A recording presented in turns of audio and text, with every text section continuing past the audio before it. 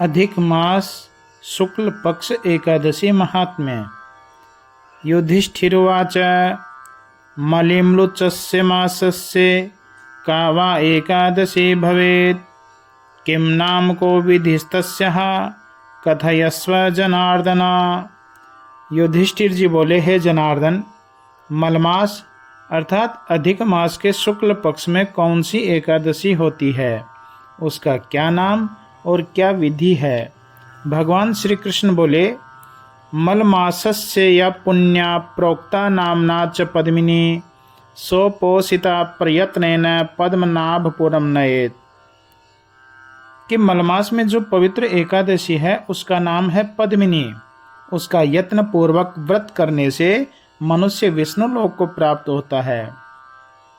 भगवान श्री कृष्ण अधिक मास की इस एकादशी के बारे में कहते हैं कि मेरे मास की ये जो एकादशी है अति पवित्र है और पापों का नाश करने वाली है।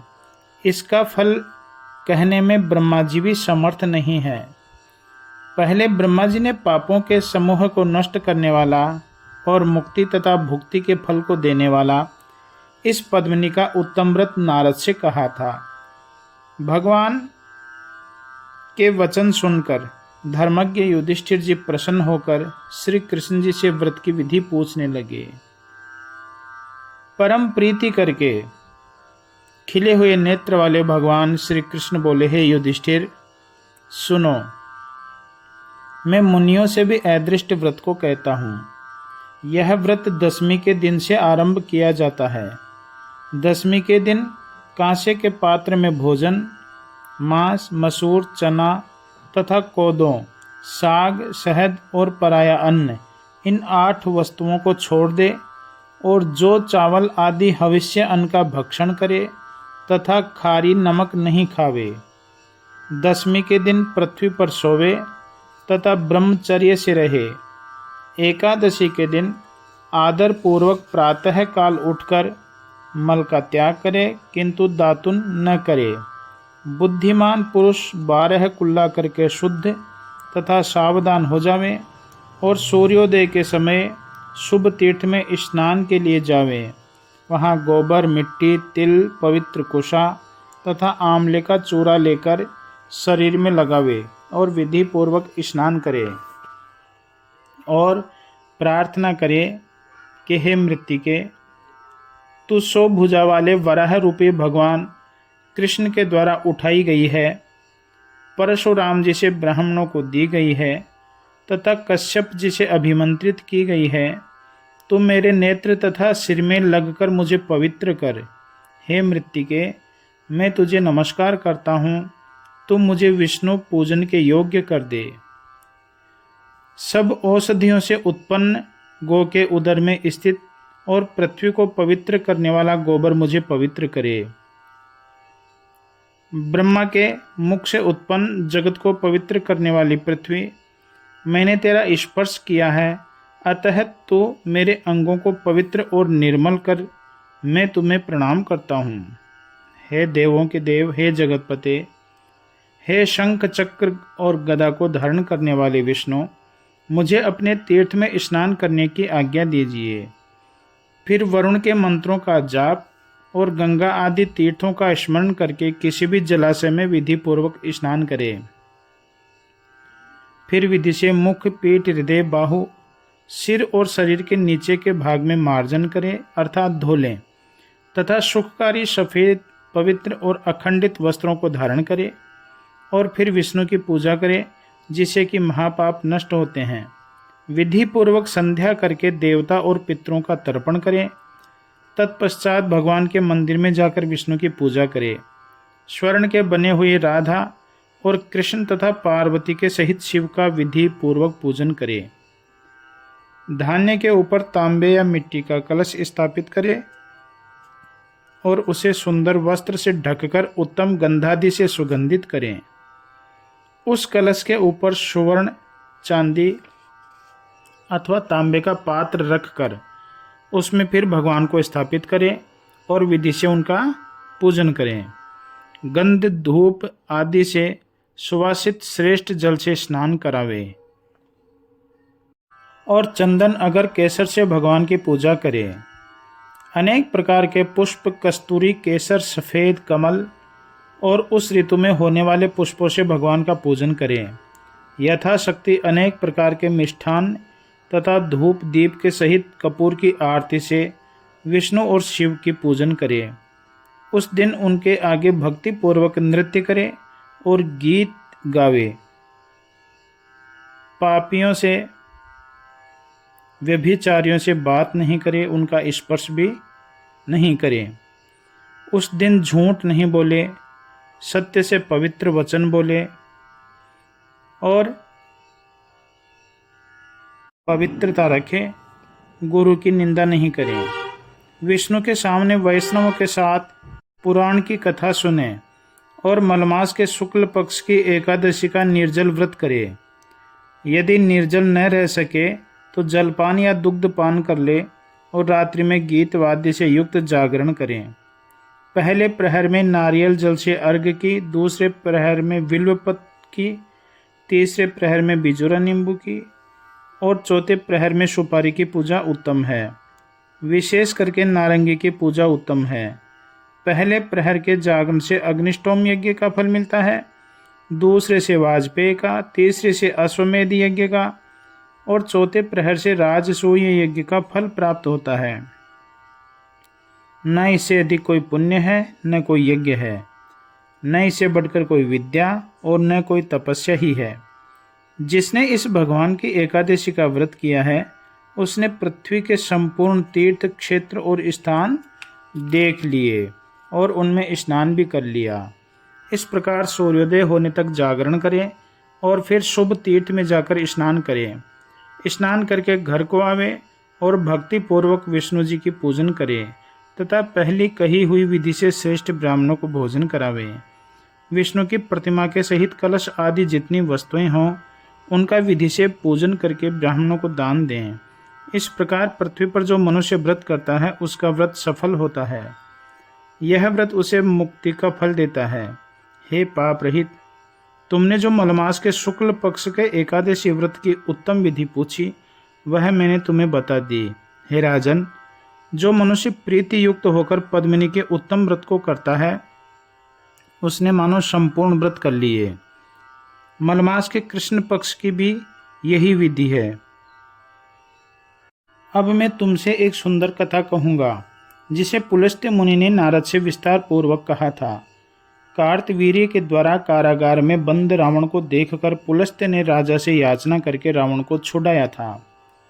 उस समय दिव्य दर्शन वाले नारद जी ने आश्चर्य से भक्ति पूर्वक मुनिश्रेष्ठ पुलस्त्य जी से पूछा, हे महाराज, रावण ने तो इंद्र सहित सब देवताओं को जीत लिया था, फिर रण में चतुर वह रावण कार्तवीर्य से कैसे जीता गया? नारद के वचन सुनकर पुलस्त्य जी बोले, हे वत्स, मैं तुमसे कार्तवीर्य की उत्पत्ति कहता हूँ। पहले त्रेता युग में माहिष्मतिपुरी में हय राजाओं के वंश में कृतवीर्य नाम का बड़ा भारी राजा हुआ। उस राजा के यहाँ प्राणों को प्रिय लगने वाली 1000 रानियाँ थीं, किंतु उन रानियों में किसी से भी राज्य को धारण करने वाले राजा ने पुत्र नहीं प्राप्त किया। बड़े बड़े देवता, पितर, सिद्ध और वेद्यों की पूजा करते हुए और उनके कहने से व्रत करते हुए भी राजा को पुत्र नहीं हुआ। पुत्र के बिना राजा को राज्य वैसे तो अच्छा ही नहीं लगा जैसे कि भूखे मनुष्यों को भोग सुखदायी नहीं लगते। तत्पश्चात राजा ने मन में विचार कर तप करने का निश्चय किया, क्योंकि सदा तप से ही मनोवांछित सिद्धि होती है। ऐसा कहकर धर्मात्मा वह राजा तपस्वियों के वस्त्र और जटाओं को धारण करके तथा अच्छे मंत्री को घर सौंपकर तप करने के लिए चल दिया। उस समय इक्ष्वाकु वंश में उत्पन्न हरिश्चंद्र की कन्या पद्मिनी, जो स्त्रियों में उत्तम थी, उसने राजा को जाते हुए देखा। उस पतिव्रता ने तप के लिए उद्योग करने वाले पति को देखकर अपने गहने उतार कर चीर को धारण किया और फिर पति के साथ गंधमादन पर्वत पर गई। वहां जाकर राजा ने 10,000 वर्ष तक तप किया, किंतु वहां विष्णु भगवान का ध्यान करते हुए भी पुत्र की प्राप्ति नहीं हुई। तब उस उत्तम पतिव्रता ने अपने पति को अस्थि पिंजर देखकर विनय युक्त होकर महासाध्वी अनुसुईया से पूछा, हे पतिव्रते, मेरे पति को तप करते हुए 10,000 वर्ष व्यतीत हो गए, किंतु दुख को दूर करने वाले केशव भगवान प्रसन्न नहीं हुए। हे पतिव्रताओं में श्रेष्ठ, तुम मुझे कोई अच्छा व्रत बतलाओ, भक्ति के साथ जिसके करने से भगवान प्रसन्न हो जावे और जिससे मुझे बड़ा भारी चक्रवर्ती पुत्र उत्पन्न होवे। इसके बाद दीक्षा युक्त अपने पति को जाते हुए देखकर जो पति के साथ गई थी, उस रानी के वचन सुनकर और प्रसन्न होकर कमल नेत्र वाली पद्मिनी रानी से अनुसुईया बोली, हे सुंदर, 12 मास से अधिक मास मलमास होता है। हे सुंदर मुख वाली, 30 दिन का वह मास भी होता है और उस मास में पद्मिनी तथा परमा नाम की 2 एकादशी होती है। तो इससे स्नान कर इनका विधि पूर्वक उपवास और जागरण करना। ऐसा करने से पुत्र देने वाले भगवान शीघ्र प्रसन्न हो जाएंगे। हे राजन, इस प्रकार कहकर कर्दम ऋषि की कन्या अनुसुईया ने प्रसन्न होकर मेरी पहली कही हुई व्रत की सब विधि पद्मिनी को बतला दी। अनुसुईया से यथोक्त व्रत की विधि को सुनकर पुत्र प्राप्ति की इच्छा से सुंदर अंग वाली रानी ने पूर्ण व्रत किया। वह रानी एकादशी को सदा निर्जल तथा निराहार व्रत करती थी और रात्रि में गीत नृत्य के सहित जागरण करती थी। तत्पश्चात व्रत के पूर्ण होने पर भगवान शीघ्र ही प्रसन्न हो गए तथा गरुड़ पर चढ़कर आए और स्वयं बोले, हे सुंदरी, तू वर मांग। वह मंदहास्य वाले भगवान का वचन सुनकर प्रीति के साथ भगवान की स्तुति करके बोली, हे भगवान, आप मेरे पति को बहुत बड़ा वर दीजिए। पद्मिनी के उस वचन को सुनकर भगवान जनार्दन प्रसन्न हो गए और प्रिय वचन बोले कि हे कल्याणी, मैं तुमसे संतुष्ट हूँ। यह मलमास मुझे अधिक प्रिय है, ऐसा प्रिय दूसरा नहीं है। उसमें भी मेरी प्रीति को बढ़ाने वाली सुंदर एकादशी होती है। हे सुंदरी, उसका व्रत तूने कही हुई विधि के अनुसार किया है। तूने उस व्रत से मुझको प्रसन्न किया है, अतः तेरे पति को मनोवांछित वर दूंगा। ऐसा कहकर संसार के दुख को दूर करने वाले विष्णु राजा से बोले, हे राजेंद्र,